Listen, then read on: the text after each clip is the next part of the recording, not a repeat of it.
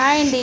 నేను నిన్న పులిహోర పేస్ట్ చేశాను కదా, దాని కంటిన్యూషన్ వరినూక ఉప్మాతోటి పులిహోర ఎలా చేయాలనేది.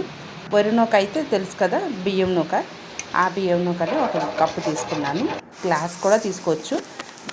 ఒక కప్పు వరినూకకి 2 గ్లాసులు నీళ్ళు వేసాను. ఉప్పు, అందులోని బాగా ఉడకడానికి పొడి పొడిగా రావడానికి 1 స్పూను ఆయిల్ అయితే వేసాను. నీళ్ళు బాగా మరిగాక ఈ వరినూక వేసి ఉడికించుకొని మూత పెట్టుకొని ఉంచేయాలి. మూత పెట్టేసిన తర్వాత బాగా మగ్గుతుంది అనమాట. చల్లగా అయిన తర్వాత ఇలాగ దీన్ని బాగా ఉడికింది పైకి కిందకి చేసుకొని బాగా పొడి పొడిగా చేసుకోవాలి. నేను చూపించాను కదా చింతకాయ పులిహోర పేస్ట్, ఆ పేస్ట్ ఇందులో కలుపుకుంటే పులిహోర టేస్ట్ తోటి వరినూక ఉప్మా కూడా చాలా బాగుంటుంది.